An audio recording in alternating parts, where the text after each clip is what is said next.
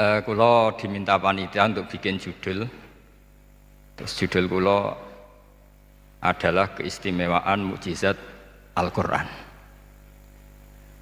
Kersane akurat nih kula beto kerpean. Jadi otoritatif. Karena kalau dalam pendapat ulama, kalau seorang mubalek atau seorang ulama atau siapa saja kok ngomong tanpa teks itu dia tersangka sebagai musyarek. Musyarek itu menandingi syariatnya Rasulullah SAW. Dengan pikiran-pikirannya, dengan jargon-jargonnya. Jadi itu masalah besar kalau dalam tradisi ulama, karena pikirannya tidak musalsal, tidak ada silsilahnya ila Rasulullah SAW. Makanya saya meskipun banyak orang percaya ngaji di mana-mana itu bawa kitab. Satu ya tadi niat ngerpek tadi supaya saya dulu masih ingat zaman di sarang itu kalau tes itu banyak yang bawa kitab. Ketika ditanya, ini namanya ngerpek? Enggak Pak, mutolaah itu tanpa batas. Jadi mutolaah itu kapan saja. Yang agak kriminal itu kasus ujian nasional. Itu ada seorang guru SD. Ini kisah nyata, ingin membocorkan ujian apa? Nasional. Itu kan jelas kriminal itu. Si guru SD tadi berdalih gini, wong ujiannya mungkar nakir saja dibocorkan, apalagi ini ujian negara.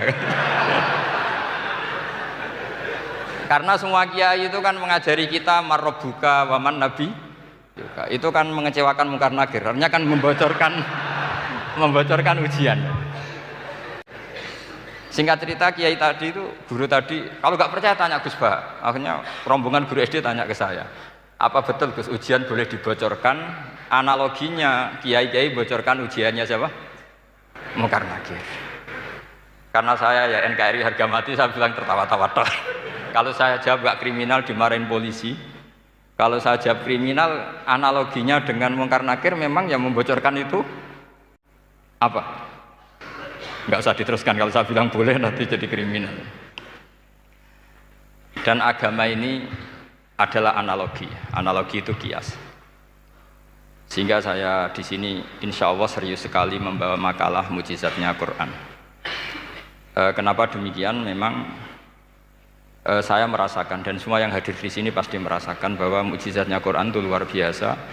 Sehingga kita satu-satunya umat yang enggak ditunggui Rasul, tapi kualitas iman kita insya Allah menyamai periode-periode sahabatnya Rasulullah SAW. Tapi syaratnya tadi ya, dengan pikiran yang sama, dengan teks yang sama, dengan rasa yang sama, dengan kejiwaan yang sama. Caranya gimana supaya sama? Kita harus terus membaca teks. Teks itu mengingatkan kita.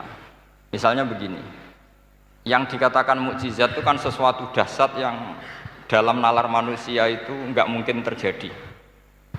Misalnya ontanya Nabi Soleh keluar dari batu besar, itu kan satu peristiwa yang akal manusia tidak sampai.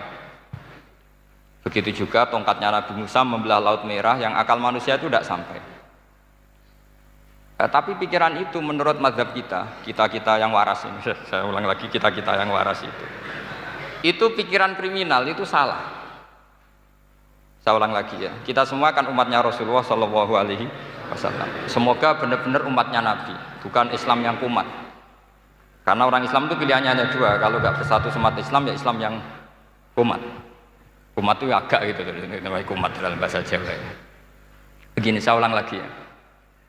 Yang dikatakan mukjizat itu amrun khariqun lil adat, sesuatu yang luar biasa. Kemudian dalam tanda kutip yang manusia itu tidak mampu, sehingga itu dikatakan mukjizat. Seperti tongkatnya Nabi Musa dan ontanya Nabi Nuh yang keluar dari batu apa? Besar. Kalau kalian ingin jadi wali, pikiran seperti itu udah akan jadi wali. Gagal itu di KPU gagal. Itu. Jadi nggak usah sampai MK, di KPU sudah gagal. Kenapa demikian? Pertanyaannya begini. Memangnya sesuatu yang wajar kita lihat keseharian itu dalam kemampuan manusia? Saya ulang lagi, memangnya sesuatu yang biasa saja, yang normal saja itu dalam kemampuan manusia? Enggak juga kan? Manusia bisa enggak bikin unta? Yang wajar saja, yang lewat indukan, bisa enggak? Enggak kan? Manusia bisa bikin laut enggak? Enggak kan? Jadi kalau mukjizat itu dengan definisi sesuatu yang manusia tidak mampu, memangnya keseharian alam ini manusia mampu? Tidak juga kan? Nah, karena agama Islam dengan logika itu, Rasulullah SAW menolak mukjizat yang seperti itu. Ya, menolak mukjizat yang seperti itu. Makanya saya bilang pikiran pertama tadi itu kriminal, karena itu ditolak oleh Rasulullah SAW.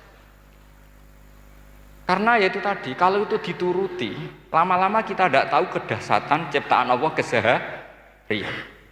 Makanya ketika Rasulullah diminta laula utiya mislama utiya Musa, ya Muhammad itu punya mukjizat kayak tongkat Nabi Musa. Kasolihin Nuh, kasolihi soleh. Apa karena koti apa? Soleh. Sebagaimana untanya Nabi Soleh. Apa jawabnya Allah? Wa ma min dabatin fil ardi wala ta'iri yatiru bi janahihi illa umamun amsalukum. Bagian dijawab inna fi khalqis samawati wal ardi wa ikhtilafil laili wan nahar sampai saat terusnya wa tasrifir riyah saat terusnya la ayatil liqaumi yaqilun. Karena logika yang terbangun begini. Dan ini saya ulang lagi, ini syarat utama jadi wali. Ini masih satu poin. Nanti ACC-nya nunggu ketua-ketuanya. Tapi kamu jangan bayangkan wali itu kayak Sunan Kudus tunda. Jadi kalau kamu jadi wali itu maknanya kullu mukminin waliyullah itu diikhyakan banyak. Setiap mukmin itu walinya Allah. Tapi maknanya gini, waliyullahi wong sing bisa akeni Allah itu. Jadi enggak usah dimaknani kekasih Allah. Ya. Jadi karena dalam bahasa Arab itu waliyul yatim adalah orang yang kasihan sama anak yatim sehingga diurus segala keperluannya. Perempuan yang perawan punya bapak namanya apa? Wali. Artinya si bapak sayang sama putrinya disebut apa? Wali. Jadi nanti kalau kamu jadi wali dengan makna yang tadi kullu mukminin waliyullah. Setiap mukmin adalah orang yang dikasihani Allah. Dan insya Allah semua kita masuk, paham ya? Ya, enggak wali songo itu baru maknanya waliyullah sing disayang Allah. Kayaknya kita belum daftar yang ke situ nanti itu. Ada urutannya. Saya ulang lagi ya. Kalau kita mengakui kudrohnya Allah nunggu mukjizat, yaitu nunggu tongkatnya Nabi Musa membelah Laut Merah, nunggu ada unta keluar dari batu, maka itu kecelakaan besar dalam tauhid, kecelakaan besar dalam kesaksian kudratullah. Kenapa? Karena alam yang kita lihat keseharian juga tidak dalam kemampuan kita. Alam yang kita lihat keseharian juga tidak dalam kemampuan kita. Misalnya begini, kalau kamu melihat nyamuk, itu pertama Quran turun tentang nyamuk, itu orang munafik komentar, wah Tuhannya Muhammad kurangan stok, sampai contoh saja hanya seekor nyamuk. Tapi apa kata Allah? Innallaha la yastahi ayyadriba masalam ma ba'udatan fama fawqa. Nyamuk itu bukan sekedar kecilnya. Tidak usah kamu bikin nyamuk yang ada nyawanya, itu terlalu sulit. Sampean semua tak suruh bikin patungnya nyamuk. Gampang mana bikin patung nyamuk sama gajah? Gak usah dikasih nyawa. Terus cari tatahnya itu dari mana, orang Jepara pun tidak akan bisa. Belum nanti bentuk alat kelaminnya, belum nanti uratnya alat kelamin, belum nanti punya jantung, jantung punya urat, jantungnya nyamuk juga punya kuman, kumannya juga punya organ tubuh, organ tubuhnya punya urat. Apa itu tidak lebih dahsyat ketimbang tontonan mukjizat yang diperagakan para nabi-nabi sebelum Rasulullah Shallallahu Alaihi Wasallam? Maka sebetulnya ketika Quran saya katakan mukjizat ila yaumil qiyamah adalah pertunjukan Allah bikin nyamuk. Innallaha la yastahi ayyadriba mathalam ma ba'ud. Itu bagi orang alim percontohan nyamuk itu lebih dahsyat ketimbang percontohan mukjizat Nabi Musa membelah Laut Merah, juga lebih dahsyat ketimbang pertunjukan Nabi Soleh ketika mengeluarkan unta dari apa? Batu. Dong, jelas nih. Maka umat Rasulullah, terutama ulamanya harus ngomong seperti ini terus. Dengan cerita seperti ini, maka Quran jauh lebih dahsyat. Makanya mukjizatnya Quran tanpa apa? Batas. Jelas ya. Makanya kita harus bertobat secara masif, mengatakan kedahsyatan adalah nunggu sesuatu yang khariqun lil ada, bahwa yang kita lihat keseharian adalah semua di luar kemampuan kita. Lah kita ini kan keliru, yaitu tadi, wah onta keluar dari apa? Batu. Laut Merah terbelah, ini dahsyat, manusia tidak akan mampu. Memangnya manusia pernah mampu bikin laut? Memangnya manusia pernah mampu bikin nyamuk? Memangnya manusia pernah mampu bikin telur ayam? Karena keseharian seakan-akan ini tidak ayatnya Allah Ta'ala. itu kebodohan. Makanya tidak mungkin jadi wali. Yang jenis seperti ini ya gak jadi wali. Sama tenang saja, nanti saya paling nggak sampai 1 jam karena saya tidak biasa ngaji umum. Saya mau itu karena hormati mbah saya, karena buyut saya itu orang Damaran, namanya Mbah Hafsah. Hafsah binti Maksum bin Soleh bin Asnawi Sepuh. Jadi saya ini ya turunan asli orang Kudus. Jadi saya datang tidak dalam rangka hormat jenengan, hormat mbah saya sendiri sebetulnya. Jadi jenengan tidak punya hak adami sama saya, karena saya datang tuh hormat mbah saya. Tapi saya ingin melatih iman yang benar. Saya ulang lagi, saya ingin melatih iman yang benar karena ini penting. Sehingga Allah cara menjelaskan iman itu aja inna fi khalqis samawati wal ardi. Kamu lihat saja langit dan bumi. Seterusnya sampai waqtilafil laili wan nahar, sampai wal fulkil lati tajri fil bahri, terus sampai wa tasrifir riyah. Ini semua tontonan yang kita lihat semuanya di luar kemampuan kita. Itu tadi contoh paling gampang nyamuk. Kayak apa? Apapun profesornya seseorang, apa bisa bikin nyamuk? Tidak usah yang bernyawa, patungnya saja.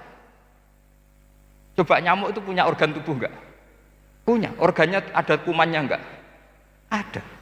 Alat kelaminnya ada bolongannya enggak kira-kira? Ada. Kayak apa sulitnya? Jadi andaikan saya ke umatnya Nabi Musa terus bengkai lah sama Nabi Musa, ini gue Nabi Musa keren punya tongkat, saya akan bilang Rasulullah lebih keren karena punya Quran. Nah di sini makna kenapa mukjizatnya Quran dikatakan afdolul mukjizat, mukjizat paling keren paling hebat. Karena menjadikan manusia punya nalar yang lebih objektif. Artinya lebih objektif, kenapa kita hanya kagum dengan sesuatu yang dahsyat? Dengan alasan kita tidak mampu. Memangnya dengan hal-hal yang keseharian kita mampu? Tidak juga kan? Jelas ya? Mohon bener nih ya? Mohon bener di mana ini? Mohon gini malam selai didandani bareng-bareng. Mohon bener ya? Sehingga iman di era Rasulullah SAW itu nggak lagi butuh sesuatu yang khariqun lil. Kedua pertimbangannya Rasulullah Muhammad SAW, mukjizat yang khariqun lil adat itu resikonya lebih tinggi untuk tidak abadi. Nanti saya bacakan takbirnya. Misalnya tongkatnya Nabi Musa itu hanya disaksikan oleh orang yang di era itu pun yang kebetulan menyaksikan. Saya ulang lagi ya, resiko mukjizat mahsusah istilahnya, mukjizat yang bisa dilihat dengan indera, itu resikonya hanya dilihat orang yang di saat itu menyaksikan. Gimana? Ini prosedur agak gaul nih. Nggih peci, mboten. Terus gimana? Oke. Saya teruskan lagi ya. Niki mau normal nih. Mboten kebanteran nih. Mboten kebanteran nih. Saya ulang lagi ya. Jadi yang dikatakan mukjizat itu seringnya kan dikasih definisi satu pertunjukan yang di luar kemampuan manusia. Sehingga tongkat Nabi Musa membelat laut merah disebut apa? Mukjizat. Ontanya Nabi Soleh keluar dari batu disebut apa? Terus lucunya disebut alasannya karena manusia tidak mampu. Memangnya manusia mampu bikin onta normal yang lewat indukan? Mampu enggak? Enggak. Artinya umatnya Rasulullah lebih sering melihat kekuatan Allah Subhanahu wa ta'ala kulla waqtin wa hinin, setiap saat, karena cara berpikir sudah dibenahi Al-Qur'anul Karim. Paham ya? Maka untuk jadi wali umatnya Nabi itu lebih mungkin karena melihat kedahsyatan Allah setiap saat. Tidak usah nunggu sesuatu yang super kayak apa? Kan filakil bahri, sebagaimana laut terbelah oleh tongkatnya Nabi siapa? Musa. Terus ketiga, kalau logika mukjizat gini itu terus menerus seperti yang dialami Nabi Musa, resikonya adalah umat selalu menuntut hal yang aneh-aneh dan melupakan hal yang pokok. Itu lebih bahaya lagi. Misalnya begini contoh gampang. Kita ini hidup di bumi setelah sampean belajar ilmu falak atau astronomi atau belajar geologi. Planet yang sebesar ini apa? Semuanya itu sudah maha dahsyat. Gara-gara kita berpikir butuh kejadian yang aneh. Ya gara-gara ingin kejadian yang aneh. Mungkin lama-lama Anda ingin cari model hewan yang kepalanya itu di pantat. Baru percaya kudrahnya Allah. Lama-lama kamu jadi dukun. Seneng ular yang berkepala manusia itu baru dasar. Nanti menjadi klinik. Makanya kritiknya ulama, mukjizat itu tidak perlu dituruti. Karena kalau dituruti itu bahaya bagi kelangsungan kenormalan kita. Makanya kata Abdul Hamid Khan, termasuk kitab yang saya kagumi, kata beliau begini, yang menjadikan orang kafir adalah dia nganggep kudrohnya Allah Ta'ala itu bergantung sesuatu yang dahsyat. Dia nggak sadar bahwa keseharian dalam hidupnya semuanya pertunjukan kudrohnya Allah Subhanahu wa Ta'ala. Kayak tadi, saya contohkan nyamuk tadi. Inna woha la yastahi ayyadriba masalam ma. Terusannya ba'udotan fama foko. Kayak apa susahnya bikin nyamuk? Sudah kecil, punya alat kelamin, punya organ, punya urat, lalu dalam tubuhnya juga ada kuman, kumannya juga berorgan. Kebayang nggak Anda bikin seperti itu? Enggak. Dahsyat mana dengan tongkatnya Nabi Musa? Sama-sama berstatus kita tidak mampu sama sekali. Dahsyat mana? Sama kan? Nah, itu yang diinginkan Rasulullah Shallallahu Alaihi Wasallam, dan Al-Quran menggiring kita cara berpikir begitu terus. Sehingga Quran cukup menghentikan wa ma min dabbatin fil ardi wala ta'iri yatiru bi janahaihi illa umamun amsalukum. Sebetulnya burung yang setiap hari terbang, yang setiap hari lewat Anda, itu semuanya bukti kekuasaan Allah Subhanahu wa Ta'ala. Tidak usah nunggu kejadian-kejadian super dahsyat. Terus keempat, korbannya para kiai, termasuk saya. Jadi nanti kalau saya tidak bisa haji terbang, wah tidak kiai, tidak bisa terbang. Tidak bisa kayak Harry and Potter misalnya gitu, tidak bisa kayak Harry. Jadi nanti kiai juga dituntut gitu, bisa terbang kayak Aladin. Jadi nanti repot. Semua kebenaran agama bergantung pimpinannya ini punya kedahsyatan-kedahsyatan itu. Akhirnya celakanya apa? Ada orang yang pura-pura dahsyat tapi penipu, kayak kasusnya Dimas Kanjeng. Oh nggih.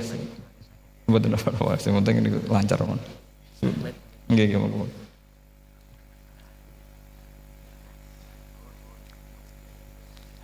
Jadi makanya nanti itu saya akan memberi penjelasan tentang apa? Mukjizatnya Al-Qur'an, kenapa disebut mukjizat paling apa?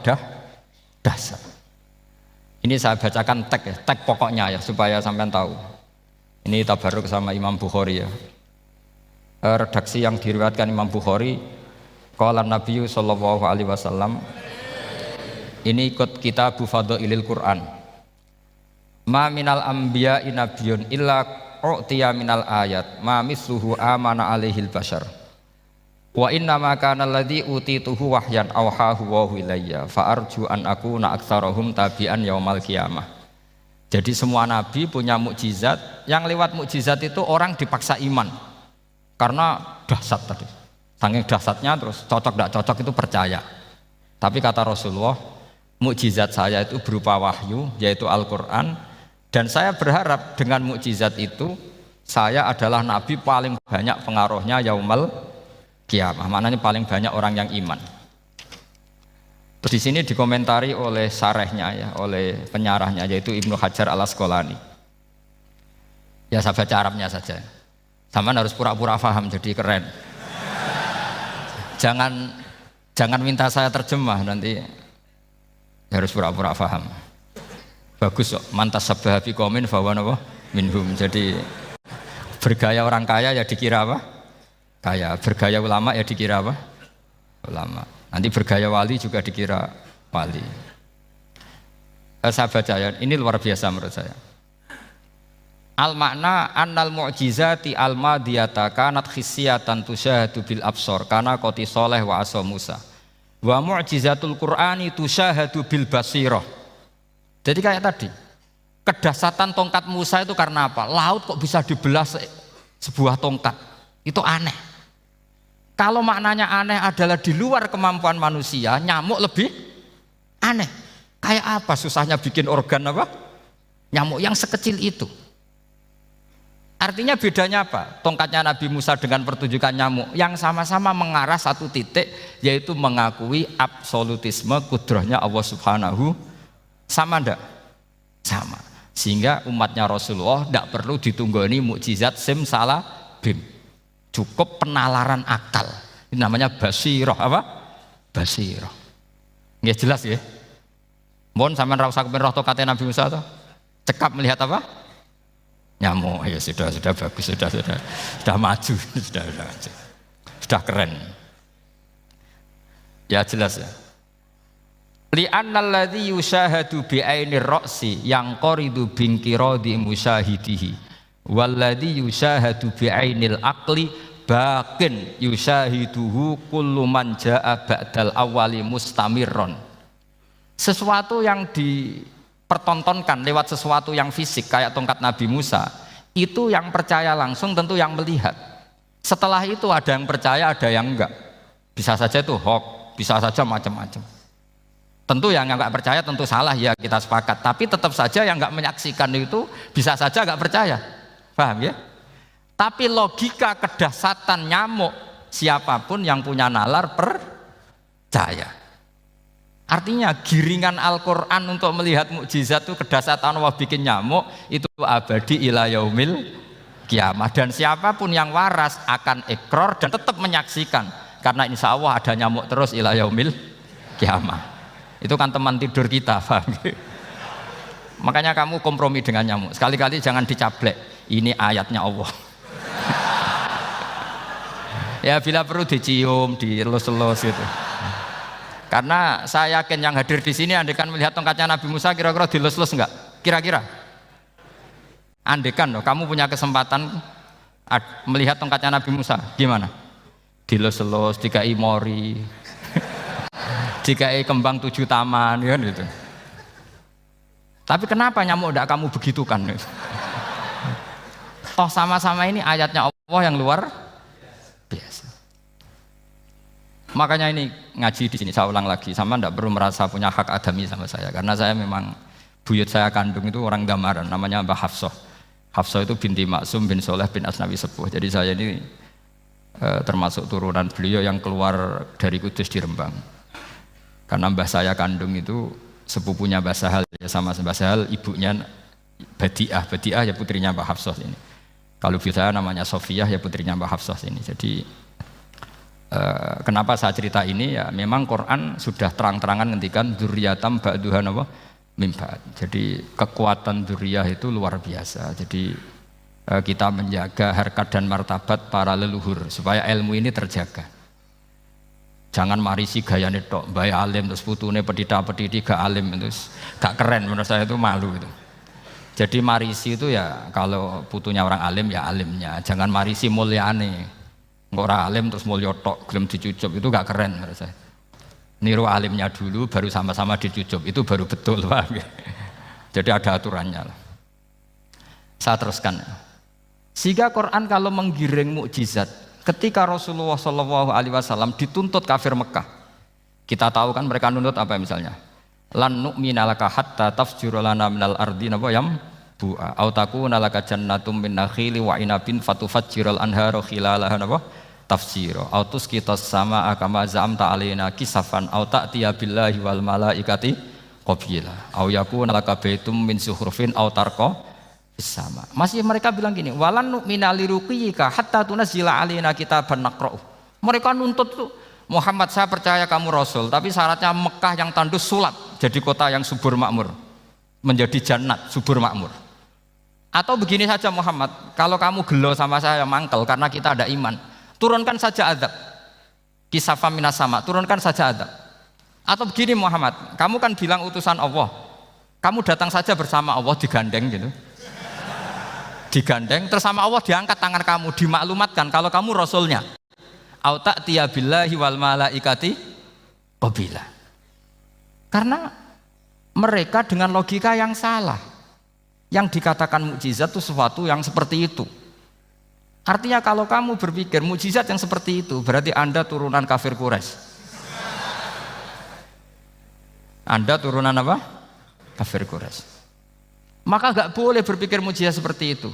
Nyatanya Allah cukup menjawab dengan ayat wa ma min dabatin fil ardi wala ta'iri yatiru bi janahihi illa umamun amsalukum. Dijawab lagi inna fi khalqis samawati wal ardi waqtilafil laili wan nahar wal fulkil lati tajri fil bahr sak teruse la ayatil liqaumi yakin.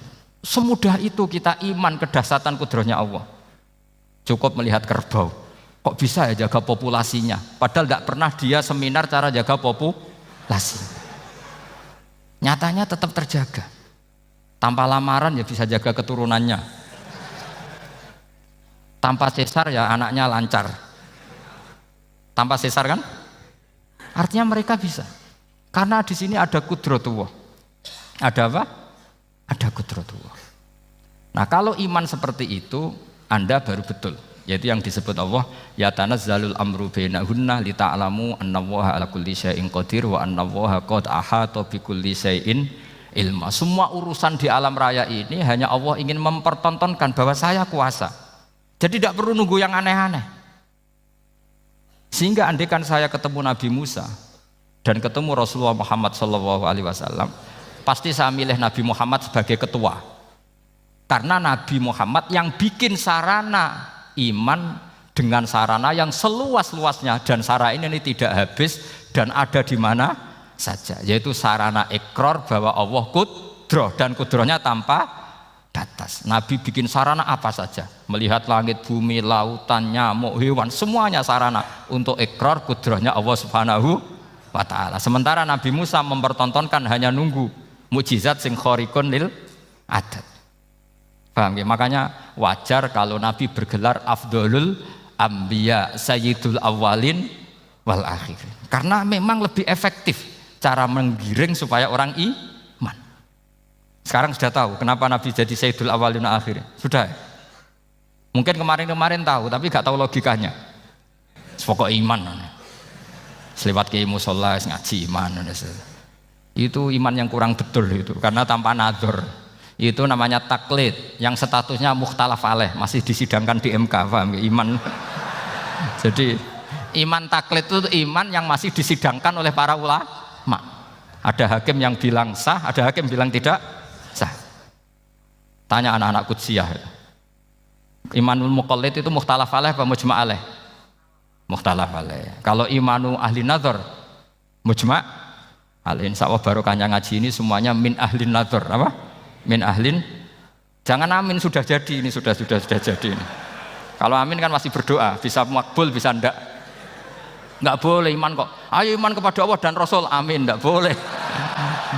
Sesuatu yang pasti ndak boleh diamini, itu kan jadi kacau nanti. Harus bilang apa?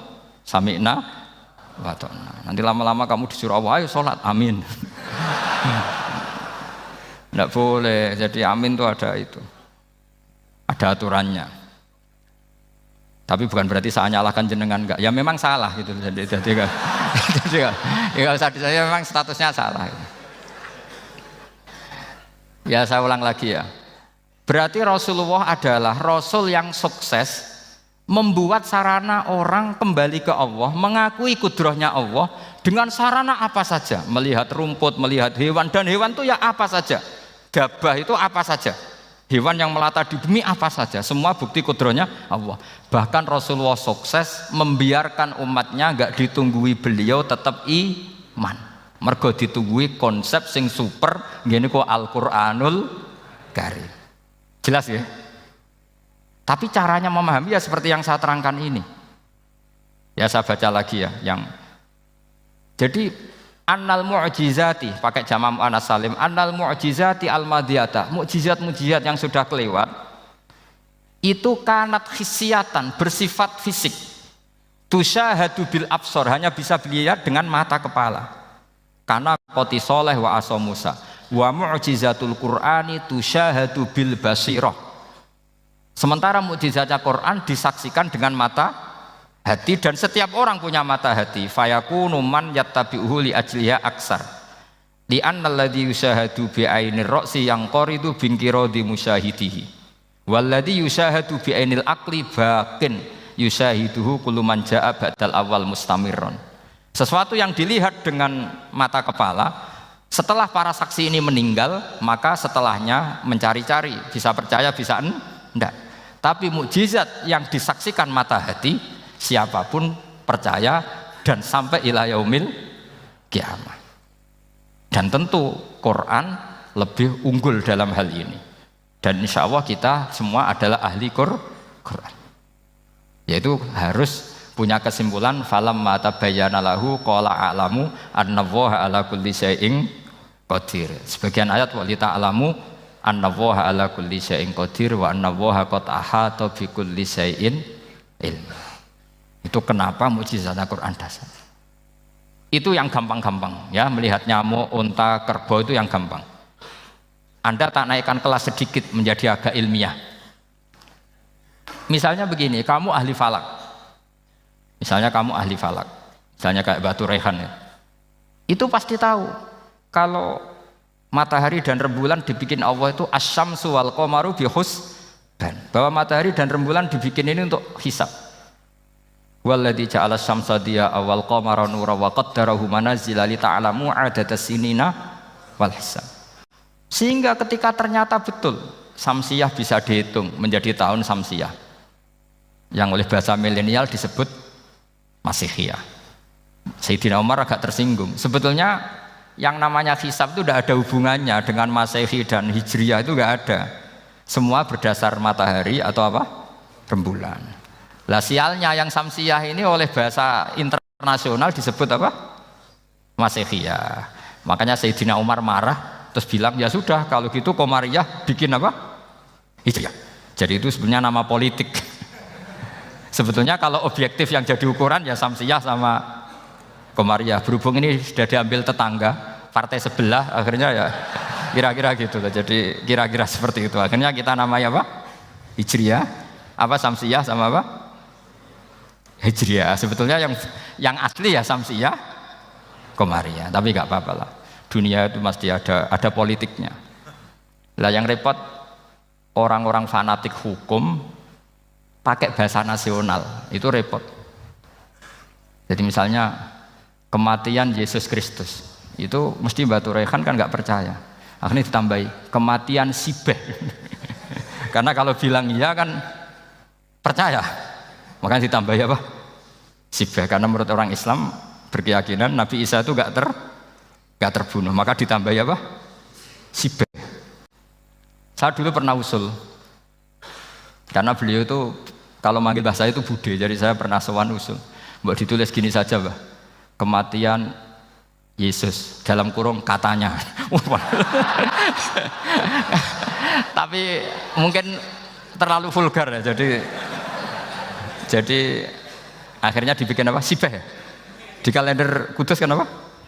Sibeh, ditambahi Sibeh. Ya nggak apa-apa lah. Yang penting keyakinannya masih benar gitu. Jadi masih benar.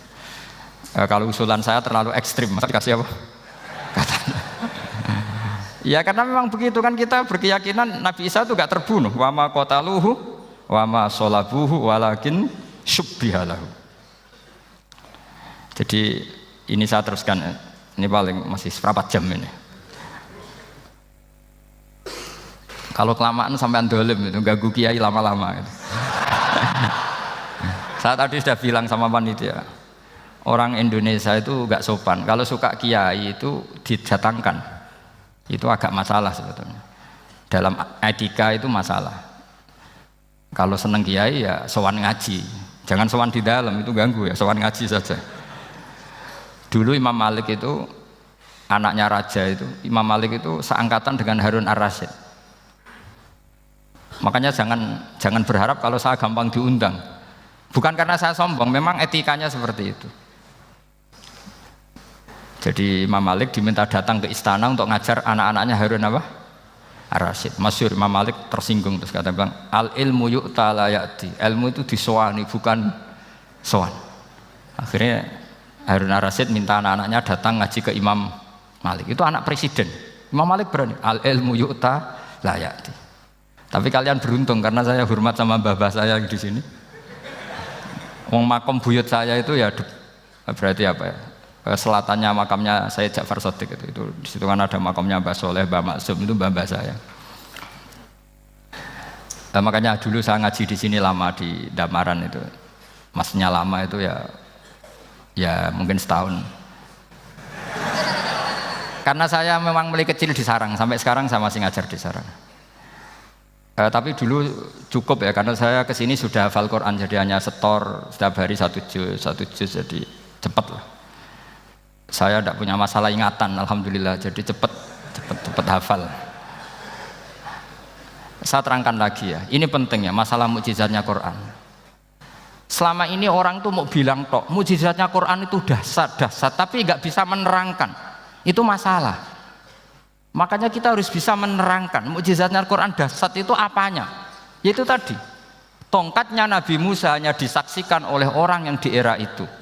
Toh tujuannya mukjizat adalah diakui kemudian orang menjadi iman. Lalu Rasulullah SAW beliau sudah intaqala ila rafiqil a'la. Tapi konsepnya Quran menjadikan orang yang enggak ditunggui beliau tetap iman ila yaumil kiamah. Itu yang maksud fa'arju an aku na aktsarahum tabi'an yaumal kiamah. Mukjizat saya itu cukup Quran kata Nabi, dan dengan mukjizat itu orang akan iman ila yaumil kiamah. Caranya seperti ini. Karena tadi sedahsyat-dahsyatnya mukjizat tujuan utama orang terdikte supaya ikrar ngakui kudrohnya Allah. Lah ngono kok ngenteni tongkat sakti lah opo? Cukup deloknya mau. Paham nggih? Jelas ya?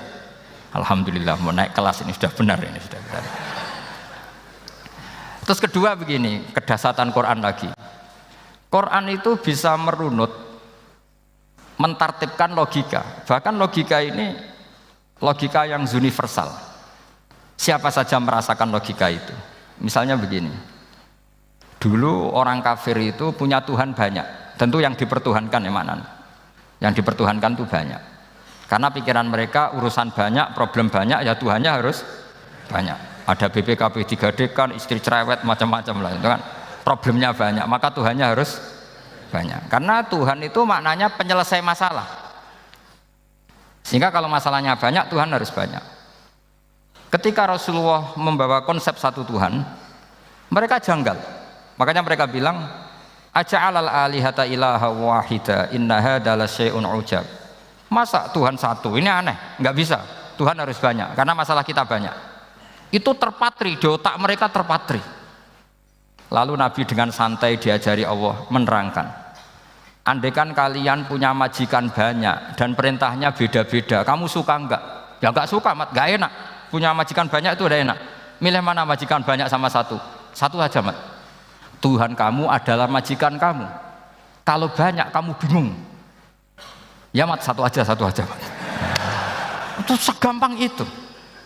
Jadi menggiring, Tuhan itu kan bos kita, tuan kita. Kalau banyak berarti yang memerintah kita banyak, dan bisa konflik bos-bos kita ini karena berebut anak buah tadi. Akhirnya mereka, kalau kamu punya majikan banyak dan perintahnya beda-beda, semuanya minta dilayani, kamu pusing enggak? Ya pusing, Mat. Minta mana? Majikan banyak sama satu? Satu saja, Muhammad. Ya Tuhan kamu adalah atasan kamu, maka harus satu. Mereka faham. Oke, Mat, Tuhan satu. Itu yang dimaksud darabawu matalar rajulan fihi syuraka mutasyakisuna wa rajulan salamal lirajul hal yastawiyani masalah. Langsung alhamdulillah. Karena mereka yang paling bodoh pun faham dengan logika itu, faham. Kalau Tuhan banyak, perintahnya banyak, kita repot. Maka Allah bikin satu masalan, yaitu rajulan fihi syuraka mutasyakisuna wa rajulan salamal lirajul. Satu lelaki, satu bos, satu perintah. Kayak apa mudahnya Allah. Kemudian mereka tetap menuhankan Lata, Hubal, dan Uzza. Karena mereka dipertuhankan. Sebenarnya nggak pernah Tuhan, tapi dipertuhankan. Allah memberi contoh itu sederhana sekali.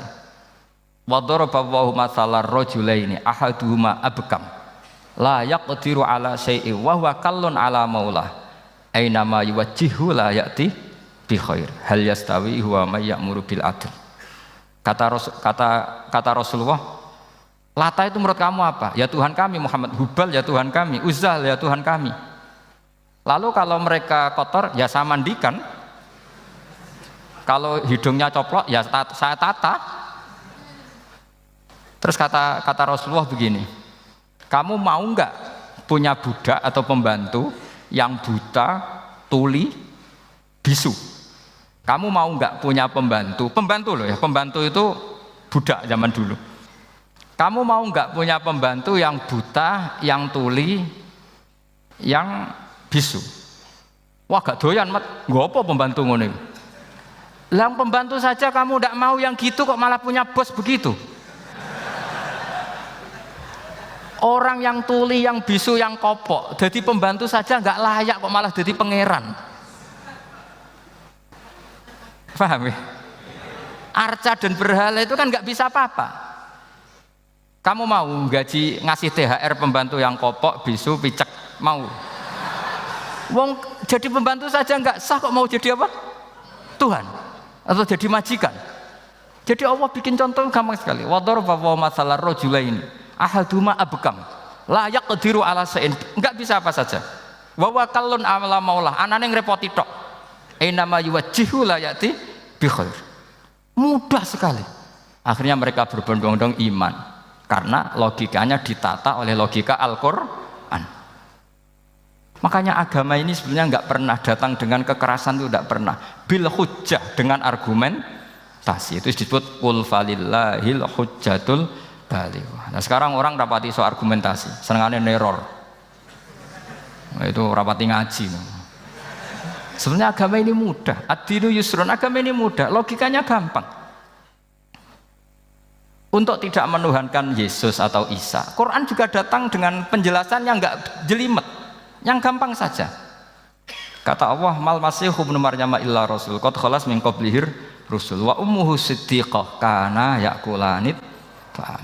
Kok arani pangeran piye? Nek mangan ya lesu. Kamu kebayang enggak misalnya punya Tuhan terus mbok gratisi pas marung. Terus kamu bangga, alhamdulillah tadi Mbah habis ngratisi Tuhan. Tadi kelihatannya kelaparan, tak gratisi, senangnya bukan main. Kamu mau punya Tuhan yang seperti itu? Mau? Enggak mau kan? Allah menjelaskan kana yakulanit.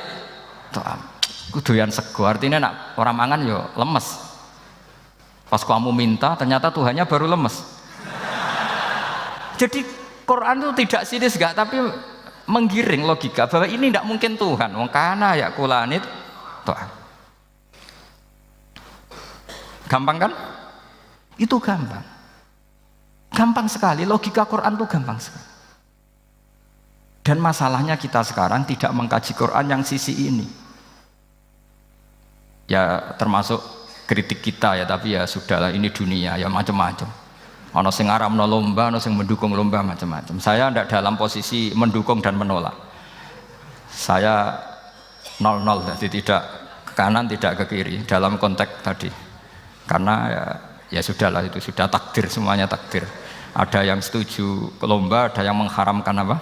Lomba. Tapi sebetulnya kalau kita berpikir Quran diturunkan ya untuk yang saya terangkan ini, menjaga logika agama al-hujjah al-balighah ila yaumil qiyamah. Karena kita tidak perlu tongkat lagi Nabi Musa, enggak perlu ontanya Nabi Soleh. Cukup dikawal aturan-aturan iman yang cukup mudah dan kita temukan di mana saja ayat-ayat itu.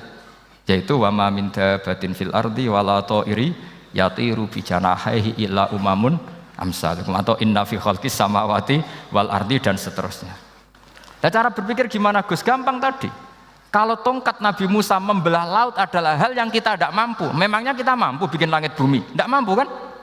Berarti ini sudah cukup menjadi ayat kekuasaannya Allah. Jelas kan?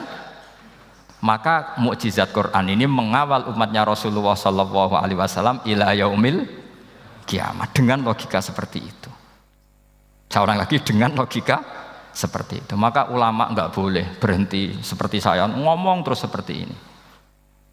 Makanya ngendikane Allah, lam yakunil ladzina kafaru min ahlil kitabi wal musyrikina munfakkina hatta ta'tiyahumul bayyinah. Bayyinah itu apa? Rasulun minallah yatlu suhufam mutahhar.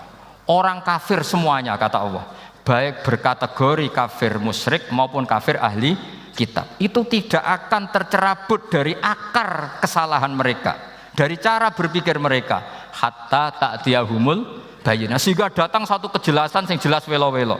Itu apa? Rasulun minallah yatlu suhufam mutahhar, yaitu rasulnya Allah yang membaca sahifah-sahifah suci, maknanya Al-Qur'an.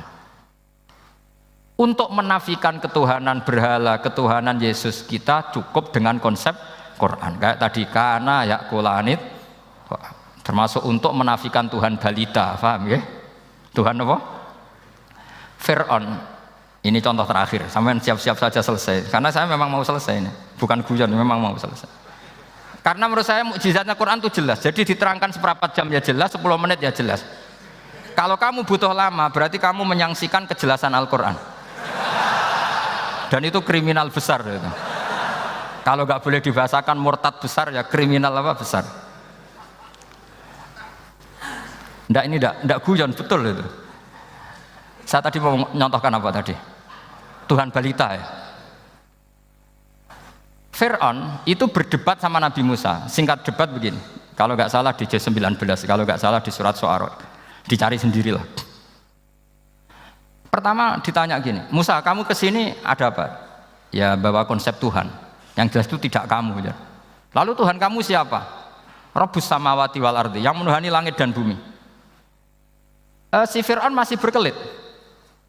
Begini, soal yang di bumi, saya jalan-jalan kemana-mana setahu saya yang jadi Tuhan saya. Ma'alim tulakum min ilahin apa? Ghairi, di mana-mana yang dituhankan saya. Soal kemungkinan di langit begini, tunggu saya. Terus di Haman dipanggil. Ya Haman ibnili sarhal ali abluhul asbab as-samawati fa'attali'a ila ilahi Musa. Haman, bikinkan piramida yang tinggi. Saya mau lihat Tuhannya Musa, apa betul ada? Padahal andaikan terjadi piramida kan Tuhan pun nggak bisa dilihat. Wong sampean yang wali saja tidak bisa melihat. Wali tadi yang sing disakeni Allah tadi itu aja nggak bisa melihat. Apalagi Fir'aun. Akhirnya Nabi Musa sadar bahwa logika itu tidak masuk ke Fir'aun, nggak masuk. Padahal ada pengawalnya banyak. Dan karena semua Nabi fatona itu ibarat mobil ganti gigi, ganti argumentasi. Gini saja, yang menuhani leluhur kamu, mbah-mbah kamu, itu sontak kaget Fir'aun. Pengawalnya ya kaget. Oh iya, kalau Fir'aun ini Tuhan, mbah-mbahnya tanpa Tuhan. Kan Tuhannya datang terlambat. Berarti mbah-mbahnya dulu itu tanpa Tuhan, karena ini ada Tuhan balita itu ada itu. Akhirnya hampir separuh, mungkin hampir semua pengawalnya Fir'aun itu iman semua. Meskipun yaktumu imanahu. Ini yang diceritakan Quran, wa qala rajulun mu'minun min ali fir'auna yaktumu iman. Karena runtuh, semua logika Fir'aun sebagai Tuhan itu runtuh. Hanya dengan logika, kalau kamu Tuhan, lalu mbah kamu Tuhannya siapa? Fir'aun mangkel. Wah bahaya logika Musa, tangkap Musa, udah gak debat lagi. Kayak apa mudahnya logika Quran untuk menafikan ketidaktuhanan Fir'aun. Yaitu mengatakan Rabbukum wa Rabbu abaikumul awwali. Karena dikatakan Tuhan langit, Fir'aun masih berkelit. Nanti dulu saya mau bikin piramida, mau saya lihat ada enggak Tuhan kamu. Nabi Musa langsung ganti gigi, yang nuhani mbah-mbah kamu. Nah, orang kan masih pikir, ini kalau Tuhan betul, lalu orang-orang dulu Tuhannya siapa? Kan Tuhannya datang terlambat. Nah itu lagi-lagi, dan kita baca Quran itu ila yaumil kiamah. Makanya tidak ada umatnya Rasulullah SAW kemudian imannya itu ada syak, nggak ada sama sekali. Karena dzalikal kitabu la raiba fihi mir rabbil alamin. Ya, mohon cekap ya. Mumpun gampang nih. Masalah sama kalau masalah. Jadi karena kebenaran Quran itu adhar wa adhar, sangat jelas. Sehingga nggak perlu butuh orasinya saya. Sebenarnya nggak perlu. Saya yakin, sampean sebelum saya terangkan ya sudah iman, sudah betul. Ini kan akal-akalan saja saya dimanfaatkan. Ya. Karena ya menurut saya itu ya sudah adharu min samsi dhahira kalau dalam bahasa Arab. Kebenaran sejati itu lebih jelas ketimbang matahari di siang hari. Karena ya tadi logika. Ya saya tambah satu contoh lagi, semoga ini selesai betul.